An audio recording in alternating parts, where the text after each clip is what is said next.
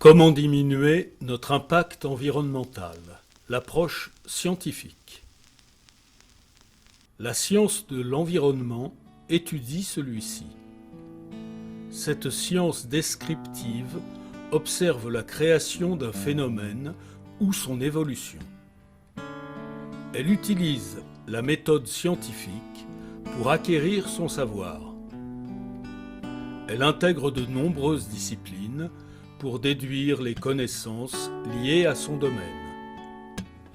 Certaines sciences sont connues, telles que la biologie, la chimie, la physique, la géologie, la géographie, la climatologie. D'autres sont moins connues, comme la toxicologie, qui étudie les effets toxiques sur les organismes, la géomorphologie, qui cherche à comprendre la création et l'évolution des paysages, la pédologie, qui se penche sur la création et l'évolution des sols, ou l'écologie rétrospective, qui conçoit les caractéristiques écologiques à travers l'histoire des écosystèmes. Attardons-nous sur une discipline qui fait beaucoup parler d'elle, l'écologie. Il y a parfois quelques confusions lorsque l'on parle d'écologie. Nous parlons ici uniquement d'écologie scientifique, qui est liée à la biologie. Et l'écologie politique est totalement exclue du propos de cette vidéo. Le mot écologie est composé de deux mots grecs, oikos et logos. Oikos est en lien avec l'habitat, logos est lié au raisonnement. Ainsi, l'écologie étudie les relations des êtres vivants dans leurs habitats. Trois composantes sont donc essentielles à l'écologie. Les organismes vivants, appelés biocénoses, étymologiquement la communauté du vivant. La biocénose évolue dans un environnement qui est le biotope, le lieu de vie. Sans oublier les interactions des espèces avec leurs environnements et envers elles-mêmes. Ces interactions peuvent être bénéfiques, neutres ou néfastes. Prenons l'exemple de la symbiose, deux espèces qui vivent ensemble.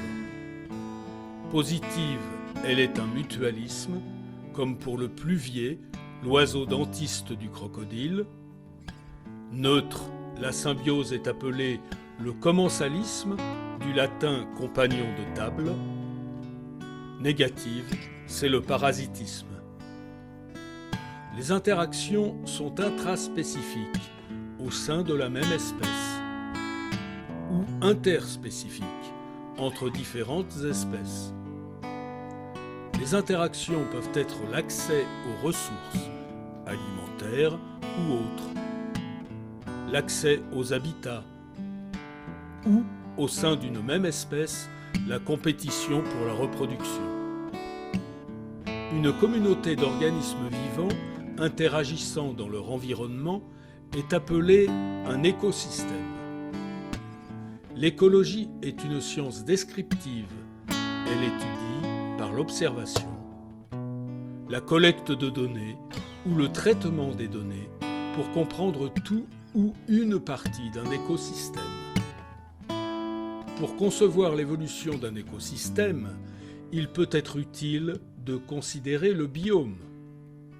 Le biome est une grande aire géographique englobant les zones ayant des caractéristiques écologiques communes. Il y a des biomes tels que la taïga, aussi nommée la forêt boréale,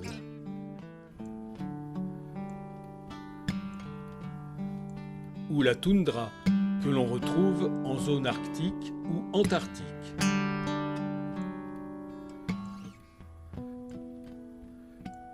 Les conclusions des observations sont celles que nous connaissons aujourd'hui. Pollution de l'air, de l'eau et de la terre, diminution drastique des espèces vivantes, déséquilibres écologiques par la surexploitation des matières premières, dérèglement climatique, Cela est-il une fatalité inhérente à l'espèce humaine? Heureusement, non. Il est possible d'agir, et cela à plusieurs niveaux. Nous aborderons le sujet des solutions dans de futures vidéos.